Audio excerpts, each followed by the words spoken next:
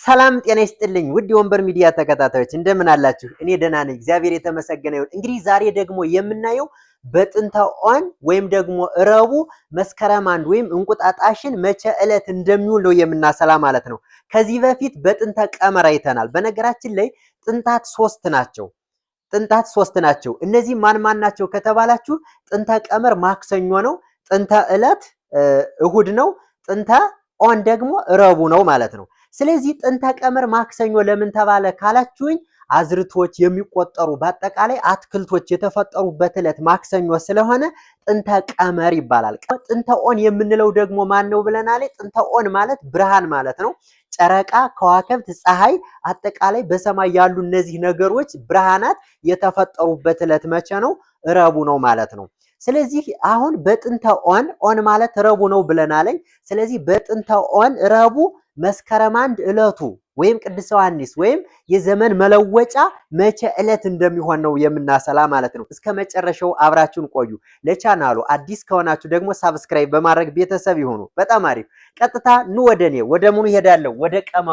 ወደ ቀመሩ ስመጣ የ2018 ምን ዓመተ ምህረት ምንድነው የምናሰላ ካላችሁኝ መስከረም 1 ወይም እንቁጣጣሽ መቼ ዕለት እንደሆነ ነው የምናሰላ ማለት ነው። የ2018 ዓመተ ምህረት የ2018 ዓመተ ምህረት እንቁጣጣሽ ወይም ደግሞ ቅዱስ ዮሐንስ ወይም ደግሞ መስከረም 1 የገባበት ዕለቱ ማን ነው የሚለው እናሰላለን ማለት ነው። እነዚህን መማራችሁ ጠቀሜታው ለምንድነው ካላችሁኝ አንደኛ መቼ እንደሚሆን ማወቅ እንችላለን፣ ቅዱስ ዮሐንስ የየዓመቱን ማለት ነው። እንዲሁም ደግሞ ለምሳሌ አንድ የሆነ ነገር ጠፍቷችሁ በዚያንን ዓመት ስለዚህ ምን ዕለት ነው የነበረ ሰኞ ነው ማክሰኞ ነው የሚለው ቢጠፋችሁ ለዚያ ይጠቅማችኋል ማለት ነው። ሌላው ሶስተኛው ለምን ይጠቅማል? በዓላትንና አጽዋማትን ለማውጣት የግድ ዕለታትን ማወቅ ያስፈልጋል። የ2030 ዓመተ ምህረትን በዓላት አጽዋማት ለማውጣት ብትፈልጉ ማንን በዓለ መጥቅን የግድ ማግኘት ስለሚኖርባችሁ በዓለ መጥቅን ለማግኘት ደግሞ የነዚህንን የምታሰሉትን ዓመተ ምህረት ምኑን ዕለቱን ማወቅ ያስፈልጋለኝና ስለዚህ ለዚያ ስለሆነ በደንብ እስከ መጨረሻው ተከታተሉኝ እላለሁ። ወደ ቀመሩ መጣለሁ። ቀመሩ ምንድነው? እንግዲህ እንደተለመደው የመጀመሪያው ምንድነው የሚያዘው? ምን አለ? ዓመተ ዓለም አለ። ዓመተ ምህረት አለ።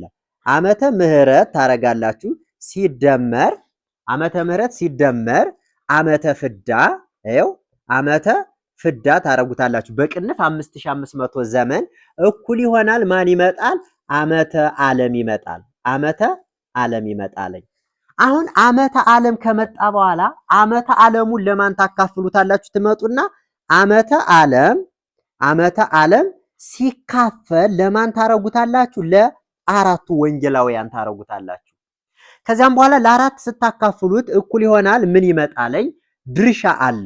ወይም ደግሞ እንደዚህ አድርገን እንውሰደው ጠቅላላ ምን የወንጌል ድርሻ አለ። ጠቅላላ የወንጌል ድርሻ አለ። ከዛም በኋላ ምን አለ? ቀሪ አለ። ቀሪው እዚህ ላይ አያገለግልም። ጠቅላላ የዓመት ወንጌል ድርሻ ሲደመር እንደገና ተመልሱና ዓመተ ዓለሙን ይሄን ታመጡታላችሁ። ማንን? ዓመተ ዓለም ማለት ነው። ዓመተ ዓለም ከዛም በኋላ ሲቀነስ ማን ታረጓታላችሁ? እዚህ ላይ አንድ ማለት ነው። ሲቀነስ አንድ። ከዛም በኋላ እዚህ ላይ የተቀነሰው ምን አለ? ጠቅላላ ምን አለ? ጠቅላላ ዓመተ ዓለም አለ። ጠቅላላ ዓመተ ዓለሙን ለስንት ታካፍሉታላችሁ? ለ7 ታካፍሉታላችሁ ማለት ነው። ለ7 ስታካፍሉት ከዛም በኋላ ቀሪው አንድ ከሆነ ማን ይሆናል? ዕለቱ ረቡዕ ይሆናል። ረቡዕ ማለት ነው። ረቡዕ ይሆናል። ቀሪው አንድ ከሆነ ማለት ነው። ቀሪው 2 ከሆነሳ ነው። ቀሪው 2 ከሆነ ምን ይሆናል? ሐሙስ። ቀሪው 3 ከሆነ ማን ይሆናል?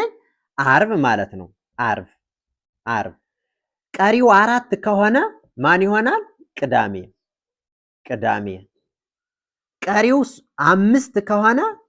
ቀሪው 5 ከሆነ ማን ይሆናል? ዕለቱ እሁድ። ቀሪው 6 ከሆነ ማን ይሆናል? ቀሪው 6 ከሆነ ሰኞ። ያለ ቀሪ ከተካፈለ ወይም አካፍላችሁት ቀሪው ዜሮ ከመጣ ማን ይሆናል ለዕለቱ ማለት ነው? ስለዚህ ማክሰኞ ይሆናል ማለት ነው። ማክሰኞ ይሆናል። ስለዚህ ቀመራቸውን አሁን ይሄንን ነው የምትዙተኝ። ስለዚህ ቀመራቸው ምንድነው?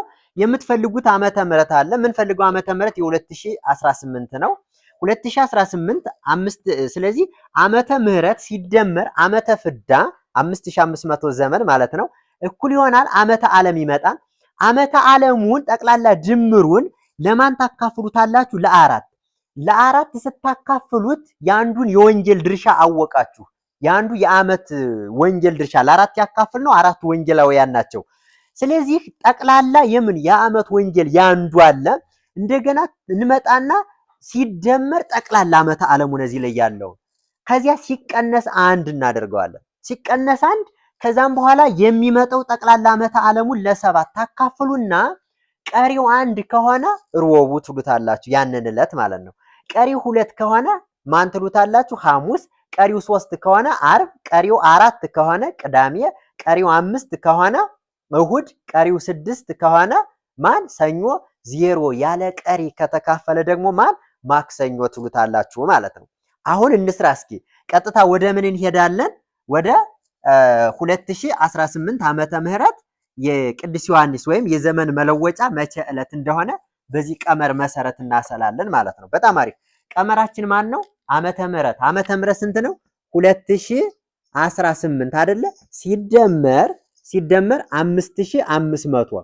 5500 ዘመን ዓመተ ፍዳ ያልነው ዓመተ ምህረት አለ ሲደመር ዓመተ ፍዳ አይደለ ያልነው ቀመራችን። ስለዚህ ዓመተ ምህረቱ 2018 አለ ሲደመር 5500 ዘመን ደግሞ ዓመተ ፍዳ እኩል ይሆናል ምን ይመጣል ነው ያልነው? ዓመተ ዓለም ይመጣል። ዓመተ ዓለሙ የሁለቱ ድምር ስንት ይመጣል? 7518 ይመጣል ማለት ነው ጠቅላላ ድምራቸው። ከዛም በኋላ ቀመራችን ምንድነው? ጠቅላላ ዓመተ ዓለሙን 7518ን ለማን አካፍሉት ነው ያልኳችሁ? ለአራት ነው አይደል? ቀመራችን ለአራቱ ወንጌላውያን ሲካፈል ያንዱ ወንጌል ድርሻ ምን ይሆናል? እኩል ይሆናል ጠቅላላ የወንጌል ድርሻ ያልነው ማለት ነው። ስለዚህ ያንዱ የወንጌል ድርሻ ስንት ይመጣል? ለአራት ስናካፍለው 1879 ይመጣል ማለት ነው። 1879 ቀሪ ማን ነው የሚሆነው? 2 ነው የሚሆነው ቀሪው። እዚች ላይ ቀሪው አታገለግለንም። ቀመራችን ምንድን ያልናት? ይቺ 1878 ማለት ጠቅላላ የወንጌል ድርሻ ብዬ የጻፍኳት ማለት ነው። ይችን ቀመራችን ቅድም ያልነው ጠቅላላ የወንጌል ድርሻ ጠቅላላ የወንጌሉ ያንዱ ወንጌል ድርሻን እንደገና እንመልስና ከዚህ ከዓመተ ዓለሙ ጋር እንደምረዋለሁ አይደል ያልነ ቀመራችን። ስለዚህ እንደምረው ይችን ጠቅላላ ያንዱ ወንጌል ድርሻና ይችን ዓመተ ዓለሙን ነው መልሰን ምን እንደምረው።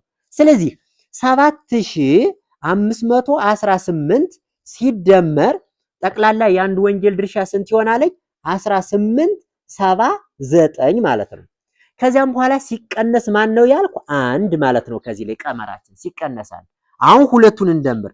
የሁለቱ ድምር ስንት ይመጣል? 9397 ይመጣል። 9397 ከዚህ ላይ ሲቀነስ ማን ታረጉታላችሁ? አንድ። ይቺ አንድ ማለት ነው እኩል ይሆናል ምን ይመጣል? ይሄን ስትቀንሱት 9396 ይመጣል። አሁን ይሄን 9396ን ለማን አካፍሉት አልኩተኝ? ሲካፈል ለስንት? 9396 ሲካፈል ለሰባት ያልንበት ምክንያት ምንድነው? ሰባቱ ዕለታት ናቸው። ሰባቱ ዕለታት። ስለዚህ ሲካፈል ለሰባት ስንት ይመጣል? 13 1342 ነጥብ ምናምን እያለ ይመጣል። ነጥብ ምናምን። አሁን ይሄንን በስልካችሁ ለማካፈል እንዲያመቻችሁ ይችን ታጠፉና 13 ይሄ የመጣውን 0 ትጨምሩና ባካፈላችሁበት በሰባት ታባዙታላችሁ ስታካፍሉ እንዲያመቻችሁ ማለት ነው። ከዚህም በኋላ ስለዚህ ይሄንን ስናደርገው ስለዚህ ሲካፈል ለሰባት ስንት ይመጣል? 1342 ቀሪ ስንት ይመጣል? 2 ይመጣል ማለት ነው። 2 ስለዚህ 2 ከመጣ የ2018 ዓመተ ምህረት መስከረም 1 ቀን ወይም ደግሞ ይሄ ወንጌሉ የገባ ወይም እንቁጣጣሽ የዘመን መለወጫ ዕለቱ ማን ነበረ ማለት ነው? አንድ ከሆነ ማን በሉት ብያለሁ? ረቡዕ አይደለም? ሁለት ከሆነ ሐሙስ። ስለዚህ ቀሪያችን ስንት ናተኝ? ሁለት። ስለዚህ የ2018 ዓመተ ምህረት ቅዱስ ዮሐንስ ወይም መስከረም አንድ እንቁጣጣሽ መቼ ነበር ማለት ነው? ሐሙስ ነበረ ማለት ነው።